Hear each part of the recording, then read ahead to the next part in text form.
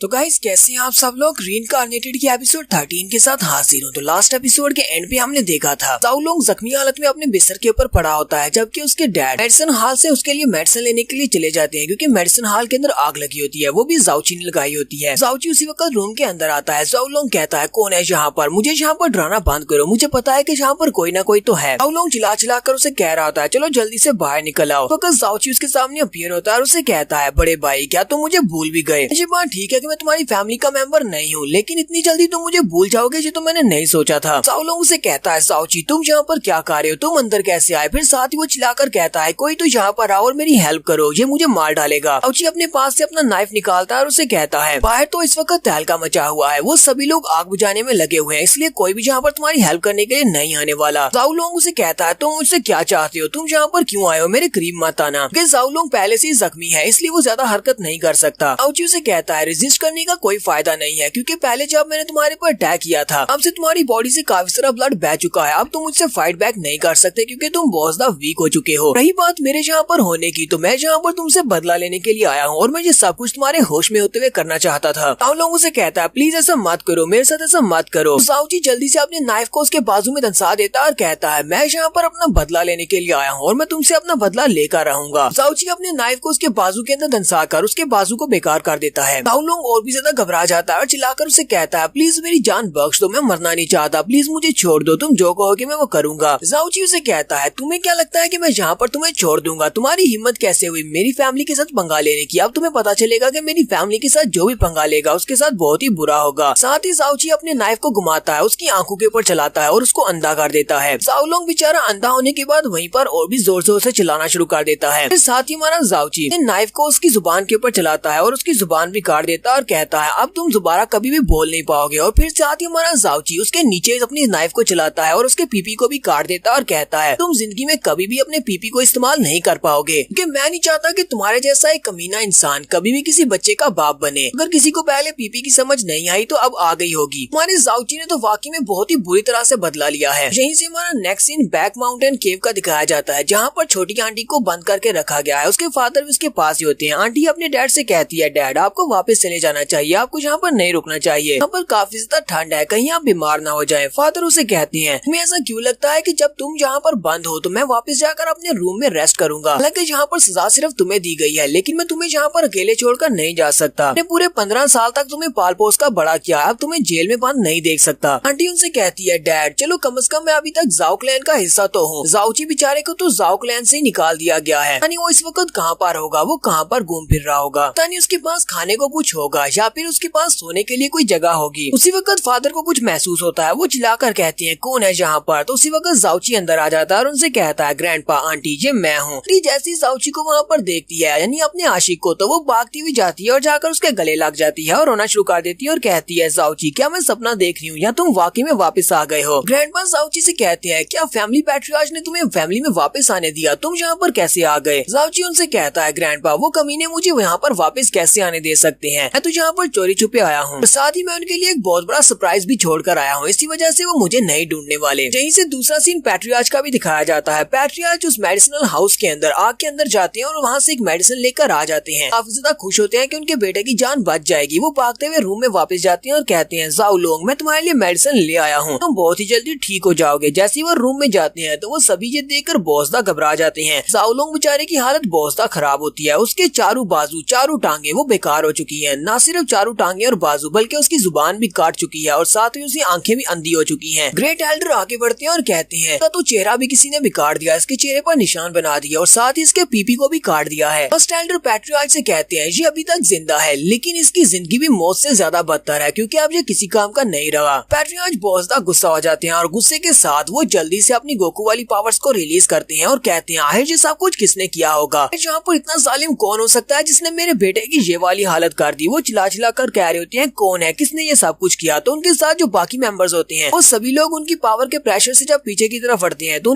उनमें से एक लड़के की नजर दीवार के ऊपर पड़ती है। वो पैट्रियार्च से कहता है पैट्रियार्च जरा दीवार के ऊपर देखो, यहाँ पर किसी ने एक नोट छोड़ा है। पैट्रियार्च उस दीवार के ऊपर देखते हैं तो वहाँ पर लिखा होता है सुना है कि तुम्हारे बेटे को जाओ सेक्टर में चूज कर लिया गया है, तो मेरी तरफ से ये बुड्ढे जुनहाइज पैट्रियार्च के लिए एक गिफ्ट है। पैट्रियार्च जैसे उस मैसेज को पढ़ते हैं वो और भी ज्यादा गुस्सा हो जाते हैं और वो जल्दी से दीवार के ऊपर पंच मारते हुए दीवार को ही तोड़ देते हैं और चिल्लाकर कहते हैं, कौन है वो कमीना जिसने मेरे बेटे के साथ सब कुछ किया, एक बार बस मेरे सामने आ जाओ, उसके बाद देखो मैं तुम्हारी क्या हालत करता हूँ। तो नेक्स्ट सीन हमारा उसी केव का दिखाया जाता है। केव के अंदर जाओची ग्रैंडपा की तरफ देखता है, ग्रैंडपा जाओची की तरफ देख रहे होते हैं। जाओची ग्रैंडपा को देखकर बहुत ज्यादा घबरा जाता है क्योंकि लिटिल आंटी अभी भी उसके साथ चिपकी हुई है और उसके फादर दूर से खड़े जब सब कुछ देख रहे होते हैं बहुत ज्यादा गुस्सा हो रहे होते हैं। जाओची आंटी को अपने से अलग करने के लिए उसे कहता, आंटी क्या तुमने मुझे इतना ज्यादा मिस किया? मैं तो सिर्फ कुछ ही घंटों के लिए यहाँ से गया था, तुमको यहाँ पर मुझसे चिपके हुए पूरा 1 घंटा हो गया है, पूरे 1 घंटे से तुम मेरे साथ चिपकी हुई हो। क्योंकि आंटी उसे कहती है, कोई बात नहीं, मैं अभी तक थकी नहीं हूँ। क्योंकि ग्रैंडपा अभी भी उन दोनों की तरफ घूर घूर कर देख रहे होते हैं। जाओची कहता है, लगता है कि ये इसी तरह मुझे चिपकी रहने वाली है, जबकि ग्रैंडपा मुझे इस तरह देख रहे हैं जैसे कि मुझे कच्चा खा जाएंगे। जाओची पूरी कोशिश कर रहा होता है कि उसे अपने से अलग कर दे। वो उसे कहता है, आंटी अब बस करो, मैं थक गया हूँ। आंटी उसे कहती है, नहीं मैं तुम्हें नहीं छोड़ूंगी, मुझे इस बात से फर्क नहीं पड़ता कि तुम थक गए हो या नहीं, किसने कहा था कि मुझे छोड़कर जाओ। जाओची उसे कहता है, आंटी ग्रैंडपा हमें देख रहे हैं। जैसी वो सुनती है कि डैड उसके देख रहे हैं, वो जल्दी से जाओची को पीछे की तरफ धक्का दे देती है और अपने डैड से कहती है, डैड ऐसी तो कोई बात भी नहीं है, ऐसा आप सोच रहे हैं, हम दोनों में ऐसा कुछ भी नहीं है, तो इससे ज्यादा मिस कर रही थी, इसी वजह से मैं इसके साथ लिपटी हुई थी। तो ग्रैंडपा सीधे ही पॉइंट पे बात पे आ जाते हैं। वो उन दोनों से कहते हैं, तो जब मैं घर पे नहीं होता, जब मैं पास नहीं होता, तब तुम दोनों यही कुछ करते हो। आंटी बेचारी काफी ज्यादा घबरा जाती है और अपने डैड से कहती है, डैड नहीं ऐसी कोई बात नहीं है, हम दोनों का रिलेशनशिप तो बिल्कुल नॉर्मल सा है, हम दोनों के दरमियान में ऐसा कुछ भी नहीं चल रहा। जाओची सोच रहा होता है, इसने तो खुद ही अपने पैर पे कुल्हाड़ी मार दी, इसने ये वाली बात करके ग्रैंडपा को शक डाल दिया है। ग्रैंडपा उन दोनों से कहते हैं, तुम्हें परेशान होने की जरूरत नहीं है, मैं अंधा नहीं हूँ, मैं तुम दोनों को देखकर बता सकता हूँ कि तुम दोनों में क्या चल रहा है। वैसे भी मैंने तुम दोनों को इसलिए नहीं रोका क्योंकि मुझे ये बात पहले से पता थी कि तुम दोनों आंटी भतीजा नहीं हो, इसलिए तुम दोनों ये सब कुछ कर सकते हो। जाओची ग्रैंडपा से कहता है, ग्रैंडपा मैं वहाँ भी पूछना चाहता था, लेकिन अब जहाँ पूछता हूँ मुझे ये बताएं कि मेरे बायोलॉजिकल फादर कौन है। ग्रैंडपा जाओची से कहते हैं, पहले मुझे लगा था कि मैं सारी जिंदगी इस सीक्रेट को अपने अंदर ही दबा कर रख सकता हूँ, लेकिन अब जबकि तुम्हें जाओ फैमिली से निकाल दिया गया है तो मुझे लगता है कि तुम्हें सच्चाई को जानने का पूरा हक है। तो मैं तुम्हें बताता हूँ कि तुम्हारे फादर कौन थे। ग्रैंडपा उसे कहते हैं, तुम्हारे फादर का सरनेम युन है। जाओची ये बात सुनते ही बहुत सा हैरान हो जाता है और कहता है, मेरी सेकंड लाइफ में मेरा सरनेम युन था, हमारे जाओची की सेकंड लाइफ में उसका नाम युनची था। जाओची कहता है, लेकिन ये वाला नाम तो मेरे मास्टर ने मुझे दिया था। ग्रैंडपा जाओची से कहते हैं, मुझे तुम्हारे फादर के बारे में बस इतना ही पता है कि उसका सरनेम युन है, इसके अलावा मुझे उसके बारे में कुछ भी नहीं पता, मुझे उसकी फैमिली बैकग्राउंड के बारे में नहीं पता कि वो कहाँ से आया था। यहाँ पर ग्रैंडपा जाओची को उसकी फैमिली बैकग्राउंड स्टोरी बताने वाले हैं जो कि आगे काफी ज्यादा इमोशनल भी है। ग्रैंडपा जाओची से कहते हैं, तुम्हारे जाओ फैमिली के फादर यानी कि मेरा बेटा जिंग एक बार एक एडवेंचर पर निकला हुआ था, रास्ते में उसका सामना कुछ बैंडिट्स के साथ हो गया। बैंडिट्स काफी ज्यादा स्ट्रॉन्ग थे, तुम्हारे रियल फादर वहाँ पर आए और उन्होंने मेरे बेटे की जान बचा ली। उसके बाद वो दोनों अच्छे दोस्त बन गए और उन्होंने काफी सारा एडवेंचर किया, वो काफी लंबे सफर पर गए। उन दोनों की दोस्ती काफी ज्यादा गहरी हो चुकी थी। अब उन दोनों का रास्ता अलग हुआ, तब उन दोनों ने आपस में एक दूसरे को स्वर्ण ब्रदर मान लिया और उसके बाद दोनों के रास्ते अलग हो गए। दोनों के रास्ते अलग हुए काफी अरसा गुजर गया। काफी लंबे अरसे के बाद मेरे बेटे की मुलाकात फिर से तुम्हारे डैड के साथ हुई, लेकिन इस बार तुम्हारी मॉम भी साथ थी और वो काफी ज्यादा जख्मी थे, पीछे कुछ लोग लगे हुए थे। हमारे पेरेंट्स ने तुम्हें उठा रखा था, उस वक्त तुम सिर्फ एक छोटे से बच्चे थे। मेरे बेटे ने उन दोनों को अपने पास शेल्टर देने का फैसला किया। उसने कहा कि वो हमारे पास रह सकते हैं, साथ ही उनके जख्मों को हील करने की भी ऑफर की, लेकिन तुम्हारे पेरेंट्स उसको खतरे में डालना नहीं चाहते थे। इसी वजह से लोग यहाँ पर रुक नहीं सकते थे। उन्हें पता था कि उनके पीछे जो लोग लगे हुए हैं वो बहुत ज्यादा पावरफुल हैं और वो मेरी फैमिली को भी नहीं छोड़ेंगे। मेरा बेटा उन दोनों की मदद करना चाहता था क्योंकि वो इस बारे में नहीं जानता था कि तुम्हारे पेरेंट्स के पीछे कौन लगे हुए थे। तुम्हारे पेरेंट्स दोनों ही काफी ज्यादा स्ट्रॉन्ग थे, लेकिन इतने स्ट्रॉन्ग होने के बावजूद उनका दुश्मन उनसे भी ज्यादा स्ट्रॉन्ग था, जिसकी वजह से वो दोनों काफी जख्मी थे। मेरे बेटे ने आगे बढ़कर फैसला किया कि वो तुम्हें उनसे गोद ले लेगा। उसके बाद जिंग ने तुम्हें उनसे गोद ले लिया और वापस घर लेकर आ गया। उसके बाद से वो तुम्हारा बाप बन गया और मैं तुम्हारा ग्रैंडपा बन गया और तुम्हारे पेरेंट्स का कुछ भी पता नहीं चला। ग्रैंडपा कहते हैं, तो मेरा बेटा जिंग तुम्हें अपनी गोद में उठाए मेरे पास लेकर आया और मेरे सामने आकर गिड़गिड़ाने लगा। उसने कहा कि मैं किसी न किसी तरह तुम्हारी जान बचा दूं कि मेरे बेटे का अपना भी एक बच्चा था जो बिल्कुल तुम्हारी उम्र का था। मेरे बेटे जिंग को तुम्हारी जान बचाने के लिए अपने बेटे की जान को दांव पर लगाना पड़ा, उसका सैक्रिफाइस देना पड़ा। तो लोगों को पता चलता था कि अचानक से इसके पास 2 बच्चे कहां से आ गए हैं। उसने अपने बेटे को मार डाला और बदले में तुम्हें अपना बेटा बना लिया। जिंग ने मेरे सामने इस बात के लिए भीख मांगी तो फिर मैं इस बात के लिए राजी हो गया। जिंग को अपनी दोस्ती बहुत ज्यादा अजीज थी। हालांकि तुम मेरे पोते के बलिदान के बाद जिंदा बचे हो, इस वजह से मैं तुम्हें अपने पोते की तरह ही प्यार करता हूँ। जाओची भी इस बात से बहुत ज्यादा हैरान होता और कहता है, क्या वाकई में मेरी जान बचाने के लिए किसी निर्दोष बच्चे को अपनी जान गंवाना पड़ी? ग्रैंडपा से कहते हैं, सिर्फ ये सब कुछ यहीं पर खत्म नहीं हुआ। कुछ ही अरसा के बाद तुम्हारे फादर यानी कि जिंग मेरा बेटा, उसके पीछे भी असैसिन्स लग गए और उन असैसिन्स ने मेरे बेटे जिंग को मार डाला। बाद में मुझे पता चला कि वो सारे असैसिन्स वही लोग थे जो कि तुम्हारे बायोलॉजिकल फादर के पीछे लगे हुए थे। वो असल में मेरे बेटे जिंग से तुम्हारे फादर की लोकेशन के बारे में जानना चाहते थे। जाओची कहता है तो यहाँ पर जो कुछ भी हुआ है सब कुछ मेरी वजह से हुआ है, क्योंकि अगर रियल जाओची को मारा नहीं जाता और उसकी जगह पर मुझे जाओची नहीं बनाया जाता तो अंकल जाओ जिंदा होते। अंकल जाओ को जब असैसिन्स ने मार डाला तो उनकी वाइफ इस सदमे को बर्दाश्त नहीं कर सकी और इस वजह से उसी दिन उसकी भी मौत हो गई। इसके बाद हमारी ग्रैंड मदर बहुत ज्यादा उदास रहने लगी क्योंकि उसने अपने बेटे और बहू दोनों को खो दिया। इसी